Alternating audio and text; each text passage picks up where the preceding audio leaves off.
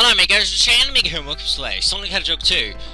This time we're going to be getting more Chaos Emeralds, of course, the last few that we need. And after that we're going to be heading to the next zone in the game. So yeah.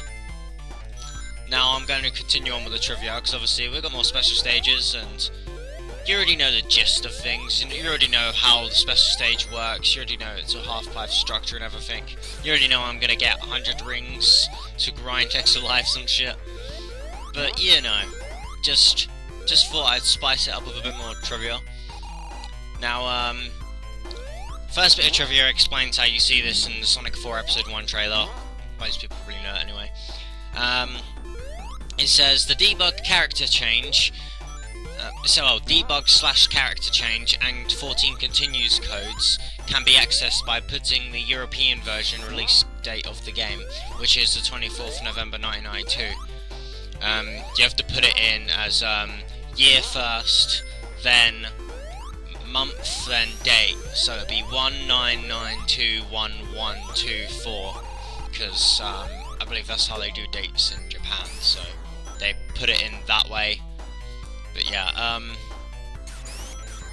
and another one, on the cover of the game, Robotnik is seen with what appears to be black eyes. Even though he usually wears glasses, this could be the reason why the older Sonic television shows and comics portrayed Robotnik with black and red eyes.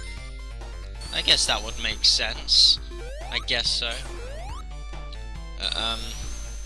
This is the first Sonic game to feature two-player, and speaking of two-player, I will be showing off two-player eventually, although it won't be straight after this Let's Play. I want to get as you know, I want to get a new mic anyway. But oh, fuck you, Tails. I wanted to bounce off that badnik, but as you know, I'm getting a new mic anyway. But I also want to get a mic that can pick up more than one person in the same room, just because it's really awkward using a headset to try and pick up like more than one person. So, you know, I want to get a new mic and all.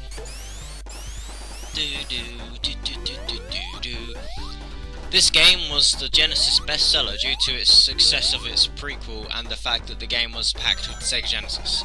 Yeah, this is the greatest selling Sonic game ever, and also the greatest selling game on the Mega Drive, also known as the Genesis in America, but Mega Drive is such a better name.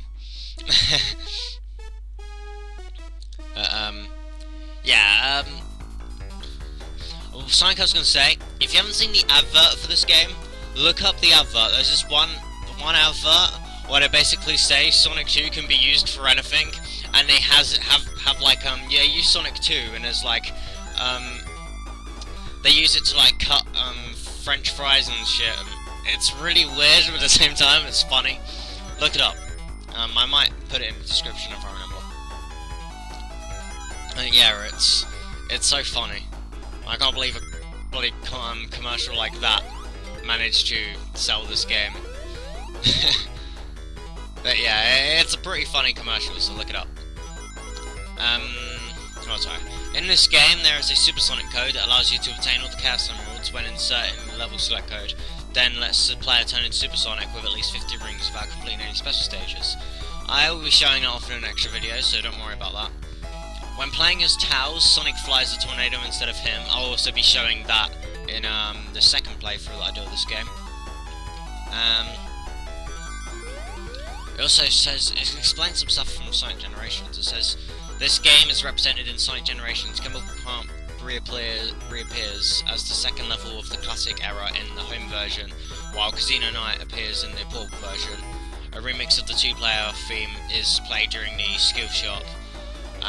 It's basically stuff from Sonic Generations, like they also have a Death Egg robot, which is the final boss in this game. So yeah. The app icon for the iPhone version of Sonic the Hedgehog 2 uses recycled artwork from Sonic Advance 2. I actually remember that because I think I used to have that game on the iPod. Back when I used to have the iPod. It was really awkward to control because you got like they put the D-pad and then they put in the little A button, but they imprinted them into the screen because of course, you know, it's touchscreen, and it's just so weird because you've got your thumbs covering up half the game, and yeah, it's not really recommended way to play it, but you know, if you want to play it that way, then fair enough. Yay, more invincibility, because it respawns. Players are rewarded with a perfect bonus of 50,000 if they complete an act after collecting every ring in the act and losing none. This is extremely difficult from Chemical Plant 2 onwards, as acts will have more paths, some of which become unreachable after a certain point. I didn't know that. That's kind of like, now that I think about it, it's kind of like the ranking system in Sonic Adventure 2, where I believe if you collect every ring in Sonic 1 levels in Adventure 2, you actually automatically get given like a perfect bonus, and it gives you like an A rank or some shit like that. So I've never noticed that, but yeah, that's quite a nice throwback though. Yeah. Oh great, this bit of trivia talks about Sonic 06 and the fact that the ending theme of this game is remixed in Sonic 06, and it sounds like shit in that game. It's called Sweet Dreams. If you want to look it up, then go ahead. It's Princess Elisa's theme.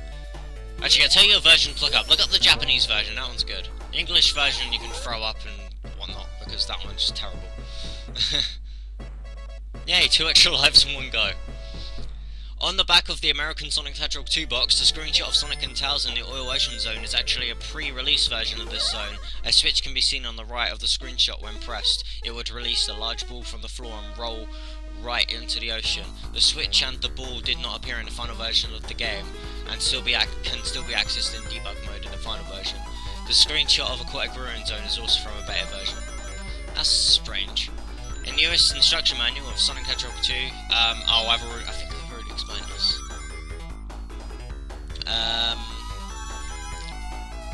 This is also talking about All Ocean being in its beta form as well. It says, most notably, a silver silo in the background is on the right of the screenshot, but is located on the left side of the final version. And there's the very last bit of trivia that we have here for the actual game itself is, interestingly, the sprite of Super Sonic used for the Super and Extended Super achievements is in fact a fan-made Sonic Battle sprite from a sprite sheet made by Joe T.E. I want to scroll up to see the achievements. So I've got all the achievements this game right now. Oh, that. Okay. Yeah, basically the achievements that you get, from the 360 version, I believe, and the PlayStation version. I think the PlayStation version has achievements, or it'll be trophies, but yeah. That's very interesting. I like that touch. Backbone Entertainment made the Xbox and PS3 version, for those of you wondering. It's a good version, unless you save wherever you want, so if you have trouble with special stages, then get that version. Unless, you know, you want to emulate it. But yeah, I believe after this we have one more special stage, and that's it. The thing I find funny with the location of the checkpoint that we found the special stage from is basically there's a checkpoint where we are, obviously, that we just went into. If you look down one level and move 5 steps to the right, there will be another checkpoint literally right fucking next to the one that we're at. So imagine if you was using these checkpoints in context of actual checkpoints. You literally collect one checkpoint, 5 seconds later, oh, I got another checkpoint. So yeah, they actually do something else like that. There's a later zone in the game called Hilltop Zone, and there's a checkpoint literally 10 steps away from the goal ring. Well, not goal ring, the goal signpost, because these games have goal signposts. Whereas future Sonic games put in the goal rings. Now, we need to get 50 rings before we can access the last signpost, so we're going to collect some rings.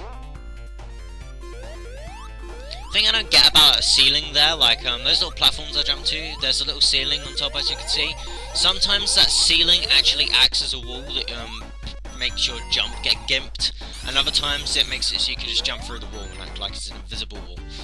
It's really weird, and I don't get why it does it.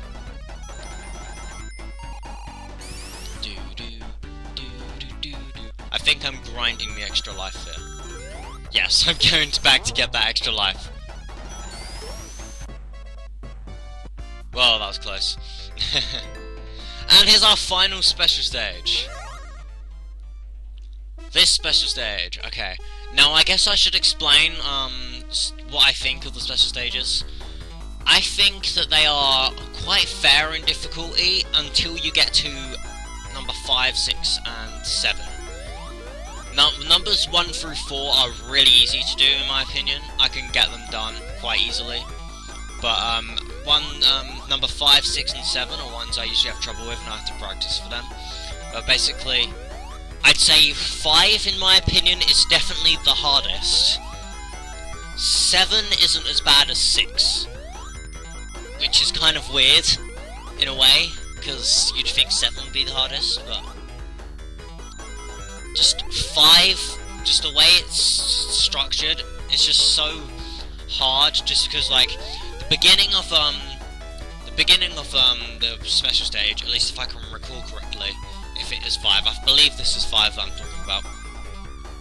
The beginning of the stage barely has any rings. If you get hit once, then you will lose, unless like you manage to have like super godlike skills and collect every single fucking ring. But you're most likely gonna lose if you get hit once. This is the second section, pretty much the same thing. It's not as bad, but pretty much the same thing.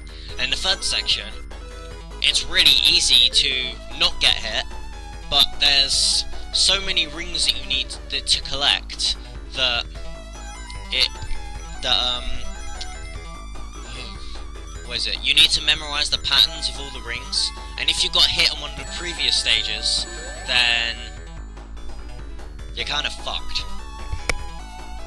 Whereas this one here, I'm getting hit so many times, and I'm doing awful, but you know, I'm still doing fine. Something I will say though, if you want to get all the Chaos Emeralds, players, either Sonic by himself, Tails by himself, if you want to play as Super Sonic, then obviously play as Sonic by yourself. Because playing as Sonic and Tails together, for starters, they make it, the difficulty increases depending on what character you play as. Tails is the easiest, then Sonic, then Sonic and Tails together. You have to collect more rings for each character. And when you play as Sonic and Tails together, unless you have somebody controlling the second controller, because yes, you can actually control Tails if you pick up a second controller. I'll be showing that off later in this playthrough, actually. And, oh yeah, I should probably quickly explain this boss. Basically, he'll be driving from left to right, hit him, and after his seventh hit, you will, basically the drill will go flying towards you and outside of the car. I'll be showing that off, so yeah. Basically, it's a pretty easy first boss. But, basically, Tails has input lag, meaning if you don't have a second player controlling Tails during the special stages, Tails will jump about 2 seconds after you make Sonic jump, and you have to try and work with the lag in order to make sure Tails doesn't hit the bombs. Otherwise, your favourite word while playing that fucking special stage will be God fucking damn it, Tails. Seriously, that you'll learn to realise that that's your favourite word in that game if you don't deal with the input lag. Or if you don't play as Sonic or Tails by himself. This zone, also known as the zone where you can run so fast that you can go past the screen. I fucking love this zone. This zone is so awesome. It's got chemicals everywhere, as you can probably tell when it looks futuristic and machiny. So yeah, it's all good. It also has introduction of the speed boosters, which will forever be known as the objects that Sonic fans will hate for some reason. I get why in Sonic 4, but besides that, you know, they're not that bad. Although sometimes you'd kind of wish that they try to work on the physics instead of placing speed boosts everywhere. Either way though, I don't mind it. As you can see, we have Super Sonic. Collect 50 rings, jump into the air, you can transform into Super Sonic, who's invincible, and each time, basically, the amount of time you can use Super Sonic is, basically the ring counter on the top left goes down. Once it hits 0, that means you can't use Super Sonic anymore. Now, a quick trivia for, actually, I'll save this for the second playthrough. But, for Chemical Plant, there's a bit of trivia. And it says, This zone was actually supposed to be Death Egg Zone Act 1 and 2, but was put as the second zone due to the programmers thinking it was too easy to be the final zone. If one would actually look close enough, they would see that Death Egg and Chemical Plant actually use the same tile sets. Yeah, they are quite similar, to be honest. And I can kind of see where they're coming from with the too easy thing. Although, when you're young and you first play this game, there's a certain section. It's a section where water rises, and you have to jump up loads of little blocks. When you're young and it's your first time playing the game, oh, it's Supersonic again. You will learn to hate that section, and you'll find it really hard when you're younger. Obviously, now I find that part really easy. But, you know, one of the reasons why I'm doing a second playthrough of this game, by the way, is Supersonic's going to be played throughout most of this playthrough, and all you're gonna hear is this Supersonic theme, and that might get a bit redundant, so I just thought, I'll show off a normal playthrough of this game anyway. I love this game, so I don't mind. The same rhythm of the black background drums in Splash Hill Zone was reused from the stage. During the credits of Wreck-It Ralph, Sonic can be seen running through Chemical Plant Zone. Wreck-It Ralph's a good film, just watch it. Yeah, Sonic isn't invincible when it comes to being underwater, and if he gets crushed, he still dies, and Bottomless Pit still kill him. So yeah, he isn't completely invincible, but he's close enough. This is the bit I was talking about. When you're younger, this bit is really, really hard, and I do love it how in Sonic Generations, Tails goes, "That purple water makes me really nervous for some reason." Which, yeah, they were referencing that, which is awesome. Yeah, I should probably save some Generations for another time. Something I love about level design here, they knew that he was going to fall off there, so they put this little block here, which is friggin' awesome. Now, I'm going to be totally owning this boss during this playthrough, but don't worry, and this other playthrough, I will be showing off the boss. So, you know, this is more of a, I guess a speedrun guide, but I'm not really speedrunning the game at the same time, you know. It's just a fast way to beat this game. Not the fastest way, but a fast way.